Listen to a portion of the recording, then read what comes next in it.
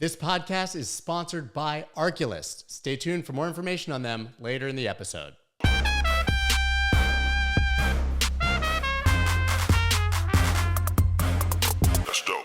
What's up, everybody? I'm Scott Melker, and this is the Wolf of All Streets podcast, where 2 times every week I talk to your favorite personalities from the worlds of Bitcoin, finance, music, trading, art, sports, politics, basically anyone with a story to tell. Now, this is the second time that I've had today's guest on the show, and I'm a very happy user of his company, Casa. Now, Jameson Lopp is a cypherpunk, one of the original Bitcoin OGs, but also an innovator in the space of security and multisig, and also a passionate advocate for privacy, which is something that has become a hot topic, I think, all over the world now more than ever. So I'm interested in digging in all of that with him. Jameson Lopp, thank you so much for joining today. Glad to be here, and I was just listening to Melker Project a couple days ago. It's wow, man! Ball of Notes. my I know you were a Ball of Notes fan. Absolutely. I think I've got pretty much all the stuff you put out still from a decade ago.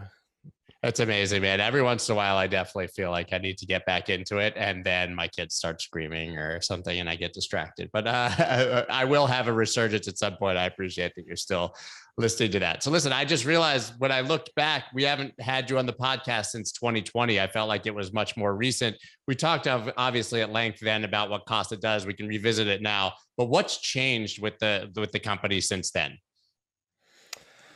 Well, a couple of years ago, we had a bit of a pivot. We basically decided to discontinue our node product, and the main reason for that was just it was really high maintenance, and very difficult to give the same level of user experience that we do with our app with our multisig product.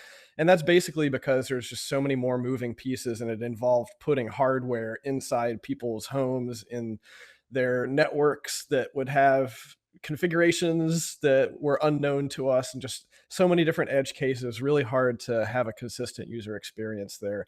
And also we really discovered that, at least at the time, Lightning Network was really more of a enthusiast tinkerer type of project, and it was hard for us to really build a consistent business use case around it. We basically saturated the market, and after that, like, there wasn't really much else for our business to grow. Now, over the past couple of years, Lightning Network has matured, has evolved. We're seeing more retail and enterprise level adoption of Lightning Network, and so we're keeping apprised of that, and definitely plan on doing a comeback, but not in the same way. You know, we like I said, we want to offer much better user experience. And really, with regard to our flagship multisig security product, it hasn't been something that we've made massive changes to. It's just been something we've been iterating on, making small changes here and there as we've gotten feedback from our customers, as we've run into new edge cases. And that's kind of the name of the game when it comes to security, especially when you're talking, crypto private key security, which is a very new space relative to most other stuff. So continuing to learn, continuing to improve, and the market has been favorable. Interestingly, it seems like everybody has a similar evolution when it comes to security, right? You sort of start, you buy your dog coin or whatever gets you into crypto, you leave your coins on exchange, you find Bitcoin. Of course, once you have enough, you start to maybe hear about, not your keys, not your coins, moving to a hardware wallet. And eventually, I think when your stack gets big enough or you take it serious enough, you move on to multisig that you guys offer. That said, it feels to me like there has been a narrative shift where I don't hear not your keys, not your coins as much as I used to.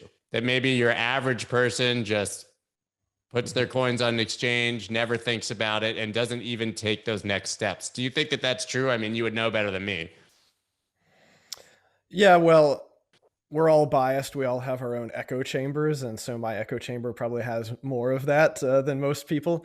But this is something that actually came up just yesterday on a Trezor related space that I was talking about seed storage best practices on. And I basically said that I'm pessimistic on mainstream self custody like becoming the common thing. I would be I very agree. surprised if self custody becomes the default. However, if we're and that's it's because it takes effort, and people are always going to take the most convenient path. This is true for security, for privacy, for pretty much any aspect of someone's life. We all have very limited time, and unless there's something that really piques our interest, that really makes us want to put a lot of time and resources into diving into, you're just going to take whatever the default most convenient path is. And so as of today, the most convenient path for most people, because they're getting onboarded through these centralized exchanges, is they hook up their bank account, they purchase some crypto tokens, and then that's it. They probably don't even know that withdrawing is an option because it's not something that's common to any other asset. So if you don't really look into it, it's probably not something the exchanges are making very obvious and telling people about self custody, because that's against their incentive to do so. Um, and so the question is, how do you change that? And I think it actually requires a fundamental change in the model of how people get onboarded in the first place. So, if you want my optimistic take, I would say I'm more optimistic that more people will get into self custody if the onboarding process changes. And how does the onboarding process change? I think the most obvious path is that if people start accepting cryptographic tokens and assets as payment for goods and services. If you're receiving those funds directly, you're not having to go buy them somewhere. I think it's much more likely that you would be receiving them to a self custody wallet. But that's just speculation. Hopeful that that will become more normal. But even then, it's really hard to say how long that would take to get to that point. It's a really interesting point. I sort of never thought of it that way, because if you are going to purchase Bitcoin in the United States, it's very unlikely you're going to do that outside of the sort of KYC, AML, centralized exchange rails that exist. It's almost impossible. Yeah, I mean, the average person is going to Google like buy Bitcoin, and then they're going to click on a few links, and those are all going to be billion-dollar exchanges that have really great SEO or have ads, and then so on and so forth. So, um, there's a reason why there are tendencies for even decentralized systems to centralize in different ways. That's to be expected. But I guess a more philosophical question is like, how much does that really matter? And you could make the argument that and I make the argument that it's better for as many people as possible to self custody because it makes the ecosystem more anti fragile. You don't want For sure. all of the money to be held by a handful of people. But also, there's a bigger question of, well, I think what really matters is that anyone who cares enough can self custody. So while we would prefer that everyone self custody, as long as we're not preventing people or making it too difficult for someone to hold their own keys and be their own bank, then I think the promise of Bitcoin of being your own bank is still within reach, and that's really, I would say, one of the main things that we're trying to do at Casa. We're just trying to lower the bar, make it less technically challenging for people to get there. There are a lot of narratives as to why people would self custody in the first place. Obviously, I think for a lot of people, it sort of starts with, well, what if I get hacked or get phished or get scammed? Sort of in the background has always been because of the threat of your government, right? And I think people in the United States never take that threat very seriously. But I think with what's happened in Canada over the last month, certainly what's happening in Russia, that's changing. Are you seeing a shift in narrative from customers, people contacting you, talking about, well, if I self custody, does that mean that there can't be a bank run and they can't come take my Yeah. assets, or because I'm protesting? Obvious things that we're seeing happening. Yeah, and we've definitely had a lot of existing customers reach out to us and ask, and especially with the conjunction of both the Canada seizures and freezing of accounts, and just in the past week, we've had dozens of companies in the space have data leaked through third parties that got compromised. Um, that's resulted in a lot of people reaching out to us and asking, what is the threat model here? Like, what do I need to do? if I want to be nation state resistant. And so, there's a couple of different ways that you can approach that. I would I generally say, well, if you want to be 100% nation state resistant, it's kind of similar to a lot of the writing that I've done about wrench attacks, where like the only way that you can be 100% sure that your keys aren't going to be forcibly taken from you is by putting them in a architecture where you yourself don't have direct access to them. Because especially if you're talking about nation state attacks, or really any physical coercion, you have to consider yourself a single point of failure. And so you actually have to consider yourself an attacker, because you have to assume, whether it's through violence, or in some cases, we've actually had clients who were drugged with drugs that made them cooperate.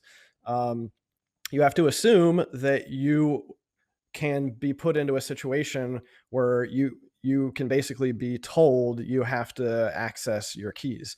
And so if you can access enough keys to spend the funds, then you probably will.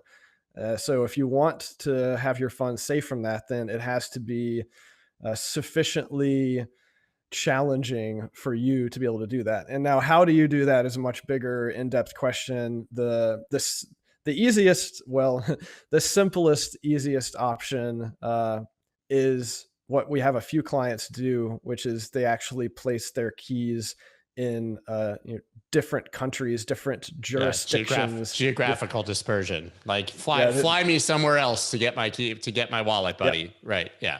that's the easiest way, at least from a threat modeling perspective. Of course, it's extremely onerous to actually do and set up, and it makes it extremely onerous to go spend those funds. Though we do have some clients, and unfortunately, all of these things add more expense, more cost, more resources to both setting up and maintaining. But we do have some clients who they can achieve that nation state resistance by having keys on different continents, and also have a somewhat less onerous um, ability to access them, because they have people that they employ Trusted who have party. access to those keys. And then they create their own authentication protocols for how to basically prove to that person that they are not under duress, and that they want to spend the funds and have them add a signature and so on and so forth. But otherwise, if you're constrained within like one particular jurisdiction, it kind of turns into more of a, well, can I sufficiently disperse my keys into places that can't be found? And so that can get a lot more complicated, sort of reasoning through the myriad of different places that you could store keys. Which is funny because then you find people putting it in safe deposit boxes in an actual bank, which is who you're opting out Mm. of sort of in the first place. But, there's a camera in the bank. And if you walk in there with somebody, it's going to be very hard for them to force you. Yep. It's very daunting. It's very daunting. But I mean, to be clear, the actual service you provide takes a minute to set up, but it's not complex if you have any sort of native crypto knowledge. I think we're talking about the steps you can then take to make it even more, I guess, nation state or hack or, criminal proof. Yeah. I would say a large portion of Casa's value, it's not necessarily in the technical stuff. Now, the technical stuff is just trying to make it easier to get set up and maintain and manage your key set. And I would argue that we have one of the best user experiences there of like any of the multi-sig software wallets.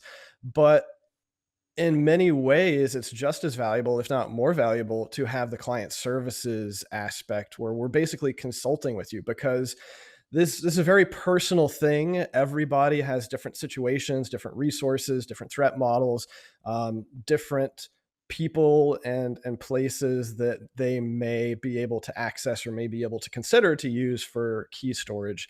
And so having a consultant to help you think through the trade-offs, because there's always trade-offs with any of these decisions, is I think a very valuable thing, because otherwise that's where you really have to put in days, weeks, months of education if you want to go from not thinking about key security to becoming like an adversarially minded person who's really deep into this. And that's what we're trying to help people not have to do, is, lean on us for knowledge and expertise. This is what I've like built. A lot of the product decisions have come from the 7 years that I've spent building key management products and seeing people shoot themselves in the foot in a million different ways.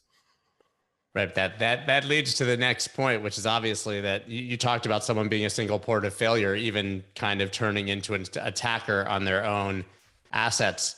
Aren't humans, I mean, we're fallible, right? Aren't we the biggest threat to our own assets, being our own bank? Just you die, you lose your keys, you have a fire, you drop a cup of coffee on a piece of paper.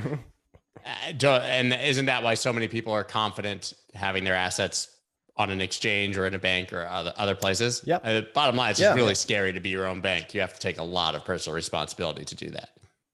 Yeah, I can understand the mindset, and it's something that I hear very often. It's I'm not a security expert. I don't trust myself to be able to navigate this space that is fraught with peril.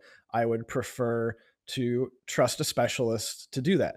And that's completely understandable, because that's how we operate with the vast majority of different service providers. Like that's how human society has evolved over thousands of years, is through specialization. You don't want to be a deep knowledge specialist in every different thing that you have to do in your life, because it's a matter of efficiency. It's like, is your knowledge really really thin and wide, or is it deep? And like, you want to be deep in one thing because that's how you can generate the most value, but you can't be deep in everything just because you don't have the time. And so if you try, like, the deeper you try to go in the more different categories and aspects of your life, obviously the less deep you can be. So I understand it, but it creates a very different model, and I think that it kind of undermines one of the fundamental premise of this entire space. And it's unfortunate. It's unfortunate that that's where we are. And I would say that's what I've been trying to fight against for the past 7 years, is to continue to push forward, both from a technical standpoint and a user standpoint and a service standpoint, the ability not only for someone to be their own bank, but for the average non-technical person to be confident that they can be their own bank and that they aren't going to shoot themselves in the foot. And there is sort of trust and reputation around that. And I think, the longer that we have self-custody services that are going and helping people protect themselves, there is a sort of viral network effect there. And that's where I would say we actually get a lot of our new clients as referrals from other clients who have been with us for many years and believe, and now they are confident that, hey, I can do this, then my buddy Joe can do this too, and so I'll refer him. So yeah, it's something that continues to take a lot of time, and it's tricky because we have to be perfect. Like, if we have one major incident, that could potentially set us back quite a bit on the level of confidence that people have in us and in other self-custody systems. Well, when you started the business, obviously, I think the entire market was very Bitcoin first, right? And I still believe it should be, and potentially you could argue that it is. But last year, I think for the first time, we saw a major shift to where your average person maybe got into the crypto space without ever even knowing about Bitcoin, right? They came through NFTs or some stupid meme dog coin or some other, my friend told me I'll get rich and win the lottery if I come in. How much of a challenge is that for you guys? I mean, you're still primarily a Bitcoin service, right? Are you opening business to other assets? Are you going to do ERC-20s, or do you just focus on what you're doing and assume that it all comes back to Bitcoin eventually, which it does? Yeah, so we obviously monitor feedback from our clients. What are they demanding? There certainly is demand, I think, for better like multi-sig self-custody of other assets, because a lot of these other assets and other networks, like Ethereum, for example, doesn't have native multisig. You Right. actually have to write your own smart contract or use a multisig smart contract that you hope is sufficiently vetted and doesn't have any bugs in it. Multisig on a lot of these other networks is a scary proposition if it's not a native part of the protocol. But yeah, I think we are seeing more demand for it. And if you're paying attention to the space, you're seeing a lot of crazy exploits happen, and people Everywhere. losing their 6 and 7 figure NFTs, and so the ability to have a stronger level of security around any cryptographic asset that is worth a substantial amount of value. you know, the value flows to a given asset, and as a result, the value of a security offering for that also continues to increase. So yeah, we're definitely monitoring it. I would say this is the same thing that we've said for a long time, actually, is that Casa is not a Bitcoin company. Casa is a private key management company. Our mantra is actually to help individuals become more self-sovereign. It is not to help people with their Bitcoin. It's just, Bitcoin is the first, most obvious, most valuable way to do that. We have a lot of ideas and fanciful, long-term, multi-decade thinking around different ways that we believe that private keys will continue to improve people's sovereignty, not just in financial ways. And we want to be there and be able to provide people with the tools and the best practices, the knowledge, the consultation that help them navigate the space. So it's something that we're definitely working on. Uh, we're not we're not going to like try to support the long tail of assets, No, of because course not.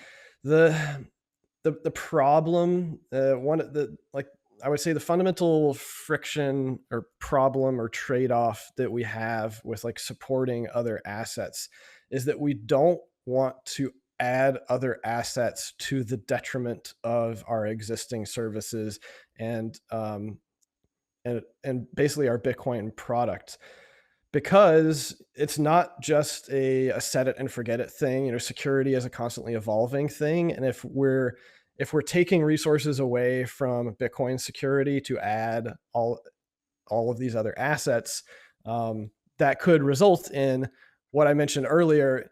Maybe we miss something. Maybe we end up having some major catastrophic incident because we weren't focused enough on what was happening with Bitcoin.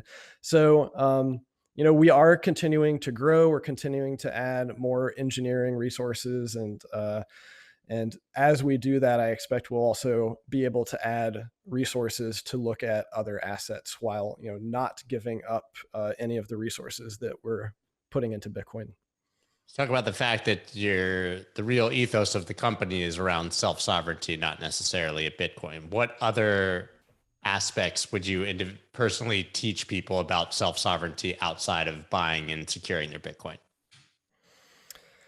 Well, there's a lot of just operational security and privacy issues that it's very hard to make a lot of that stuff easy, um, because security is only really half of the equation here.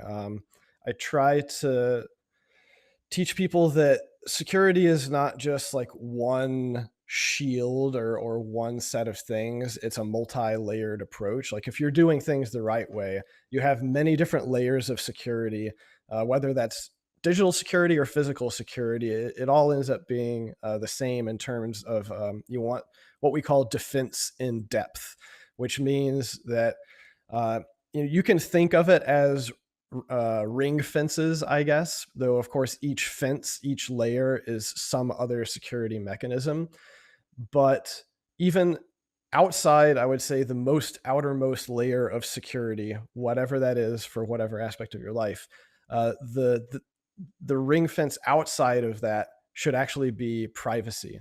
Because if you have strong privacy, that will hopefully prevent most attackers from even getting to your first layer of security, because they aren't even looking for you. You know, they don't even know that you should be a target for them.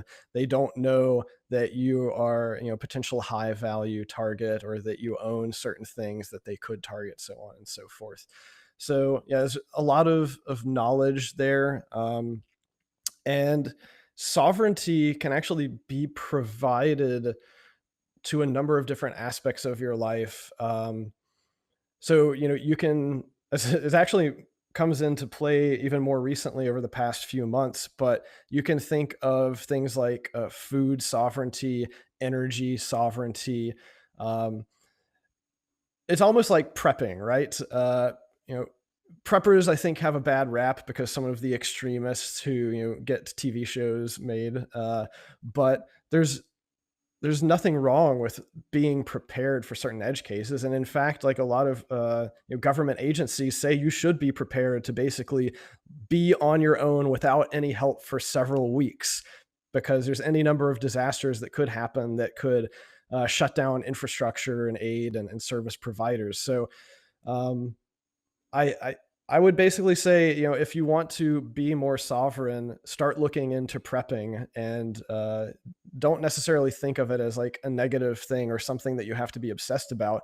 I consider it to be a form of insurance, and it's really any of this sovereignty stuff. It's a fancy word, but what it really means is reducing your reliance on trusted third parties. So whether that's like reducing your reliance on various supply chains or providers of food or energy or security or whatever, um, it's it's important to have, I think, these insurance policies. And I almost even cringe when I call them insurance policies, because I'm actually not a fan of traditional insurance policies. Because if you think about it, a traditional insurance policy is a trusted third party you're entering into a legal contract with, and they're actually highly incentivized to do everything that they can do to not fulfill that legal contract. You know, find loopholes, create loopholes, put in edge cases, and say, oh, well, you didn't meet this, so we don't have to pay anything off. So, you know, if you want real insurance, it can't be some legal contract, because you probably shouldn't even assume that the legal system is going to uphold it in the way that you want to. Real insurance is being self-sovereign and sustainable, and basically self-reliance. We all believe and know that cryptocurrencies are the future, but it's still very scary to be your own bank and have to secure your assets. Most of the traditional hardware wallets are hard to use. They're clunky and people lose their private keys. It's not really that efficient. And that's where the Arculus Key card comes in. I absolutely love this thing. I've transitioned largely to using it for most of my assets. It's literally just a card that you tap right on your mobile device. You can send, receive, swap, buy, and sell crypto with that simple action. It's literally amazing. There's no cords.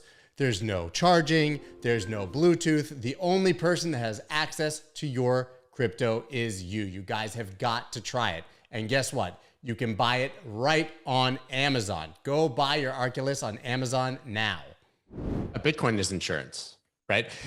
It's funny. Mark Yusko was on the podcast once, and he said something that always resonates with me. And he said, Bitcoin is schmuck insurance, right? He's like, forget even the privacy and all those aspects. It's just insurance against people doing stupid things that you can't control, right? And that sounds like that's basically everything you're describing. And it doesn't have to be that your government comes after you. You could just be a hurricane, right? Or a tornado. There's a lot of reasons that you could have major problems on display all over the world. Yeah, this is one of the things that's very difficult to convey to normies. Of like, why is Bitcoin insurance against schmucks? And I would say by schmucks, we mean meddlers, authoritarians, politicians, regulators, central bankers. It's the people in the upper parts of the hierarchies of society that are puppet masters and lever pullers because they don't have power in the system. And the system, it's open. We can observe everything that's going on. And after a decade, we have a very, very good understanding of the security model, both of the system overall and of security models that we can provide for individuals who are using the system. So it's it's strong and robust against tampering is I guess what we really mean by Schmuck Insurance. Is that the thing, like the reason that I hate politics and a lot, especially of like aspects of, I guess you could call it, woke culture, or a lot of the censorship and basically rug pulling that's happening in mainstream society these days, is that when you're operating in these fragile hierarchical command and control systems, you have to spend a lot of your time worrying about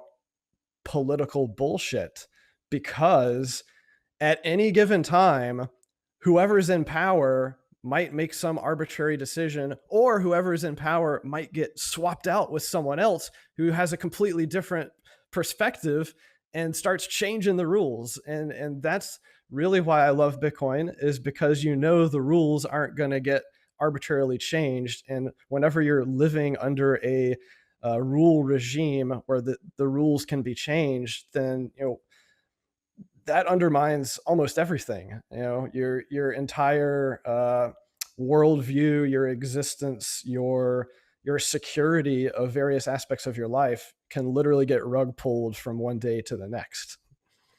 You've been preaching this for a long time, right? And so the early Bitcoiners, which I am not, right? I came in 2016. You were always like, it was always like, you're crazy. Even me at that point, you guys are crazy. You're talking about these things. These things can never happen. And for a long time in first world or, civilized culture, they weren't happening. Not in my backyard. Talk about Canada, right? If it can happen in Canada, it can happen anywhere. But talk about Canada and your thoughts on what's happening there. Yeah, well, I'm not by any means a Canadian political expert, but what we've seen is that there was just a popular uprising against a lot of the policies that were happening in Canada. And what, from my perspective, seemed to happen was that the authorities in Canada realized that they couldn't just go in and necessarily wipe these people away and use their law enforcement to push them out of the places that they were setting up and protesting, and that it was a lot easier for them, rather than by using threats of violence, it's so much easier for them to just compel various financial authorities to put financial pressure on them and shut down your accounts and so on and so forth. And now the same thing's happening with Russia and Ukraine, where we're seeing a lot of basically financial cancel culture happen, because it's so much easier to do that than to actually spend billions of dollars putting military in place and then risking further escalation. So this, I think, will continue to be a common theme for the foreseeable future, which is any of these command and control systems, and the financial system is certainly one of those. They will be the places that get the most pressure put on them because they are choke points. And that's what any person who's in authority is going to do when they want to try to project their power. They're going to try to find the most convenient way to do that. And when you can affect millions of people by issuing a decree to a handful of different financial institutions, it's so much easier than having to actually put boots on the ground and physically coerce folks. Scary. And I think it's one thing we've all seen nations sanctioned, right? So what we're seeing in Russia, I don't think comes as a surprise, but seeing the citizens who are peacefully protesting effectively sanctioned is a completely different story.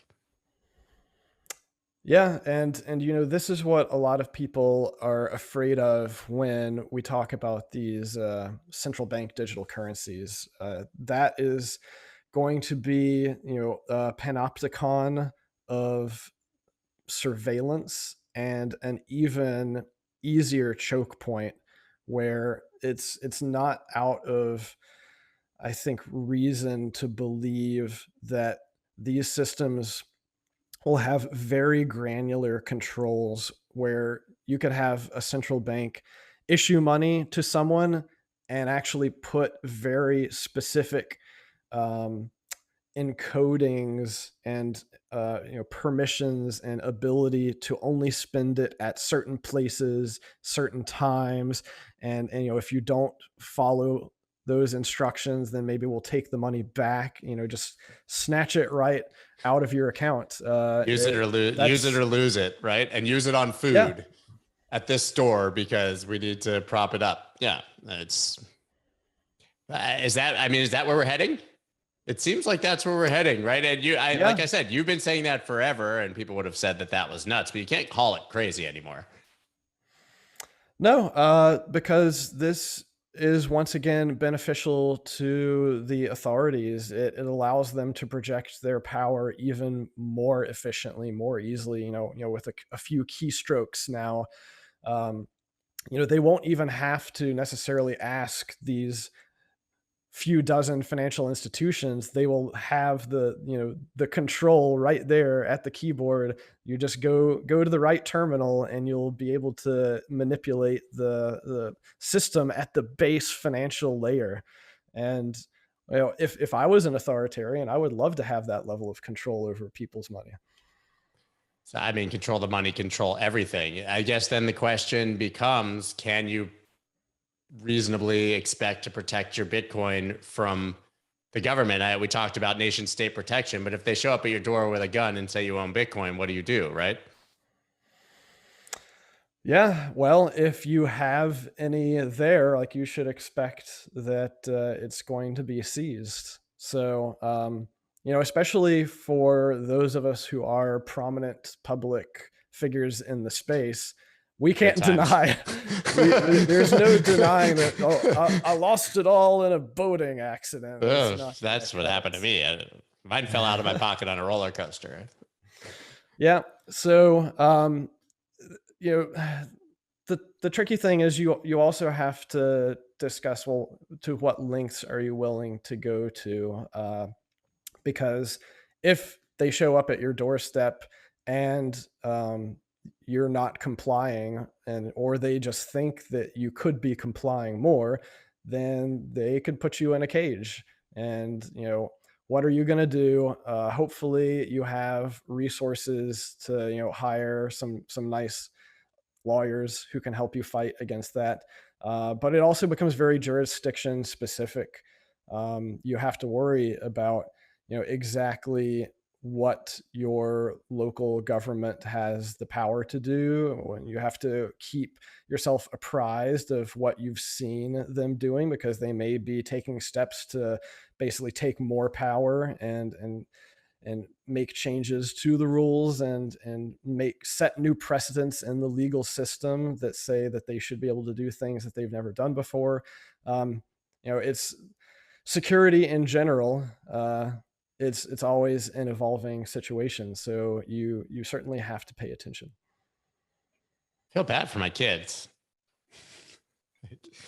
Things don't seem to be evolving in the right direction. I mean, listen, there's always the glass half full approach, which is that the pendulum will swing back and forth, and maybe they'll push hard enough that privacy will become a major issue, that people will push back and we'll get sensible politicians who put protections in place for the citizens.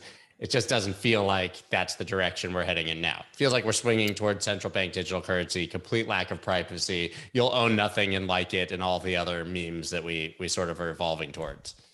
I think it will hopefully be both. I don't think we're going to be able to stop central bank digital currencies from happening. I think our best bet is to protect the public permissionless networks and make sure that there's optionality there. So, at least in the United States, I'm hopeful. I've seen hopeful developments with various senators and congressmen that seem to be getting orange pilled. Super. And that's one of my projects is I'm tracking which politicians own Bitcoin, because a lot of them say that they're in favor of it, but they actually don't own any, and this is all public record. And so I think they're kind of bullshitters and just pandering. But It's politics, right? Of course. it What do is. my voters want? What do my voters want to hear? I need to keep my job. So I think there's a few different fronts that it's helpful to orange pill as many politicians as possible. One thing that I'm a bit dismayed about and concerned about is the fact that it seems like 98% of the politicians in America that are pro Bitcoin seem to be Republicans. And this should not be a fucking partisan issue. But At all. the Democrats are turning it into one because of all the ESG bullshit and really just the fact that they want to be able to control the financial system. I think they don't like the freedom, and they don't like the idea that they might not have control over the system. But there's also some interesting developments with Bitcoiners getting into politics, and this is not a new thing in the sense that a lot of politicians, people who get into politics, they do that because they've been successful elsewhere in life, and it's just a question of, well, what do I do next? So a lot of people, they build wealth and then they decide to go into politics. I think we're seeing some people follow that path where they got their wealth through Bitcoin, through other crypto assets, and now they're like, well, what can I do? And perhaps one of the best things that you can do is to try to use that wealth to get into positions of power where you can then try to fight against the authoritarians who are trying to destroy Bitcoin, destroy public permissionless networks. Accumulating money and then going into politics to do good is probably not the norm. I think we now have politicians that go into politics to accumulate wealth. Yeah, it certainly works both ways. And I just hope it doesn't turn into situations where we see like prominent Bitcoiners becoming powerful politicians and then becoming hypocrites. But becoming powerful politicians yep. by the definition of how politicians behave. I don't know. What's interesting to me, though, is that we're talking about this in a very sort of short term, right? What happens in the next 4 years? What happens in the next 8 years? Well, in 20 or 30 years, every politician will be Bitcoin native or crypto native, I guess you can call it, depending on your skepticism for the level of which will dominate. But like, if you're 10 now or 12 or 15, you're never going to really have lived in a world where Bitcoin wasn't a part of your financial narrative. So at the very least, it's just going to be a matter of time before those are the people in power and it's just a part of their lives, right? I certainly hope so. We'll see what happens with all these political narratives. I think a lot of it is posturing. And the one thing that I do really like about at least like the United States Congress is that the trend, as far as I can tell over the past 10, 20 years, is towards more and more deadlocking and being able to get less and less done. And that's like my every favorite 2 type years, of it's a government. complete flip, right? So Yeah. My favorite type of government is the government that can't actually do anything. So I do hope that that trend continues. But in the meantime, if you're paying attention to politics, it seems really volatile, and it's like every few weeks, like somebody's coming out with some new ridiculous bill that is basically trying to ban different aspects of these systems that are just trying to improve people's freedom. yeah, it's hard to believe that the government is going to value our privacy or freedom moving forward. But I mean, maybe that's just pessimistic. I don't know. There has been some conversation around CBDCs where certainly in the United States, it seems like they've kicked the can much further down the road, and there are people talking about the privacy threats of it happening. Mm-hmm. I actually, as you said with gridlock, I don't really believe we're going to see a central bank digital currency very soon in the United States. I think we'll be very, very far behind. Maybe that's hopeful. Yeah, but you can be sure, each nation state is going to be paying attention to what the others are doing. And that's also why I really hope that, El Salvador doesn't fuck things up because Man, everybody's it's paying attention. yeah, that's really crazy. That was I was so excited about it when it was announced at the Bitcoin conference. I was there last year. The excitement around it was palpable. But 2 hours later, I was sitting there and I thought, man, this is like a very small nation. They're adopting Bitcoin, and there's an equal chance they blow it as it's a successful. And if they blow it, they could stop all of the momentum, actually. I'm not saying I believe that will happen or that would be intentional, or it wouldn't just be pressure from the World Bank or IMF that causes that to happen, right? But we're still watching almost a year later. They're delaying the bonds. There's, it could go either way still, it feels like. Yeah, and I visited there for a week, and it was an interesting experience for sure. There's also just a lot of politics in play there as well, and so uh, I don't have any specific like opinion or uh, value like one way or another when it comes to the political leaders of El Salvador. Like Sure. in general, I don't trust any political leaders. I don't have any reason to trust those leaders any more than anyone else. Best I can do is hope that they understand what they're doing and that they're doing it for the right reasons, that we hope. But it's I've heard stories from people who have worked with them that basically they can be very fickle, and that it's sometimes it's hard to tell what their true intentions are. So yeah, it's like you said. I mean, it's kind of coin toss of how it's all going to go down. It's still a government. Yeah. And that sort of lends to an interesting trend I think we've seen among Bitcoiners and in crypto in general, which is that it sort of started off, pump, short the bankers, long Bitcoin. And that sort of turned into, well, these institutions and countries and all this adoption, it makes the number go up. So maybe that's good, right? Is there a cognitive dissonance there about sort of adoption from countries or companies that's in conflict with our own personal interest? Or should we just cheer for any adoption because we're small and we need all hands on deck? Well, it's like they say, Bitcoin is for enemies. So this is why trying to project politics or political narratives into who's using Bitcoin is really ridiculous. Because yes, it's great that we're cheering for all of the donations to Ukraine to help them try to fight against the onslaught of amazingly like powerful aggressor. I don't think there's anything wrong with helping people defend themselves against aggression. On the flip side, you can't just turn around and start screaming about, well, Russian oligarchs could be using Bitcoin to protect their assets. It's like, no shit. That's the whole point. That is the whole point. It's for everyone, regardless of if you're poor or wealthy or what country you're in, or, what your genetic ancestry was, or really any aspect of yourself. The Bitcoin network, the protocol, it doesn't care who you are. All it cares about is that you have the keys, and that allows you to secure and spend your assets without having to worry about any of the stuff that we've been talking about, random authorities coming down on you and censoring you, blocking you, stealing from you, so on. Yeah, I talk about that all the time, but it's like saying that an oligarch sent someone an email about something they intended to do, and instead of blocking and being like, ban email. Exactly. Right? Ban the internet. There's fake news there. Right? Don't attack the source of the fake news. Just ban the technology, which is completely agnostic and has nothing to do with the intention. It's crazy.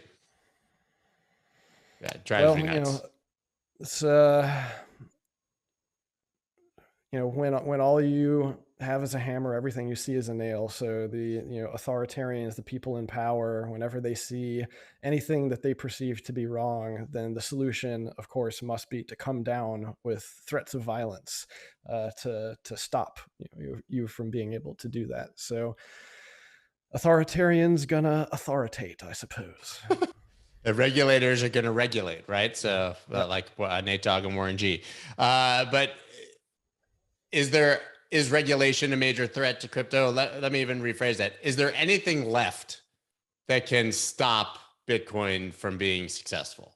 It's already successful. It's such a weird question, but is there anything left? Is it a 51% attack from some nation state? Is it a outright ban in the United States, which won't happen, obviously? Is there anything left that can stop this train? I mean, there's always threats, but with any threat, you have to talk about, okay, well, what is the cost of someone performing this attack, and what is the ROI, I guess. What do you get in return for investing in that attack? So I do think that China banning Bitcoin mining and us bouncing back from that within a matter of months is one of the great stress tests that the Bitcoin network has seen. And I think it outperforms most people's expectations. Now, could the same thing happen?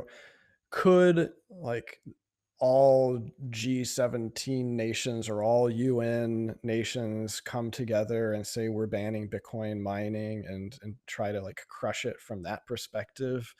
I guess, but this is why Bitcoin is very interesting from a geopolitical standpoint. It's the whole idea. It is much like the internet itself. China, Russia, like any country can erect firewalls and try to set up borders and restrictions on what happens with the internet in their country. But we're really talking about information, and it's very difficult to truly impede the flow of information because there's so many different ways now that you can transfer information. So I'm sure there are threats out there, but it's very complicated. You can go into like a rabbit hole for any given threat. Like, could the US ban Bitcoin? Why not? And just the fact that so many different countries have different political systems, different legal systems. It's that diversity which gives you optionality. It's the diversity of all of these different systems that makes it incredibly unlikely that they will all be able to collude simultaneously in order to try to attack Bitcoin. So as a result, there's always going to be somewhere else for Bitcoin enthusiasts, for Bitcoin infrastructure to go to. So that's why I think fundamentally this is a highly resilient network. Other networks maybe not so resilient if they only have like a dozen or so companies that are essentially running the infrastructure for the network. But I mean, Bitcoin dropped 50% in value May 19th last year, right? In 10 days. In 10 days. yep. 50% of the hash rate went offline, and the network just kept on going, and people kept on holding, and people kept on. Can you imagine if the stock market dropped 50% in 10 days? The circuit breakers manipulation and that would occur to try to backstop it. It's not even close. It's the funniest thing when people try to say that Bitcoin is manipulated or that the stock market is a free market. Bitcoin's the only free market we got left. Yep. I really believe it. And yeah, it's amazing. I think I actually tweeted something just a few days ago where I was trying to buy some equity, and I was doing it during market hours, which first of all, 35 hours a week, that's ridiculous. Yeah, great. And then I tried to buy it, and it said, "Oh, we're not processing buy orders right now." Like, yeah, this is just ridiculous. I mean, I'm used to 24/7, 365, and that is one of the things that I think, one of the many aspects of these ecosystems where, we're pushing forward to the point that, as you said, people who were born in the past 10 years, they're going to be crypto native. If they go sign up for a brokerage, they're going to run into all these stupid eccentricities that, compared to the crypto native experience, it's going to be a huge turnoff. So either they're not going to, put much time, effort, and value into those traditional assets, or maybe, uh, you know, those traditional systems will finally get some Obviously. fire up under their ass to improve their systems and their Tokenize user everything. experience. Of course. Yeah. I mean, that's the future.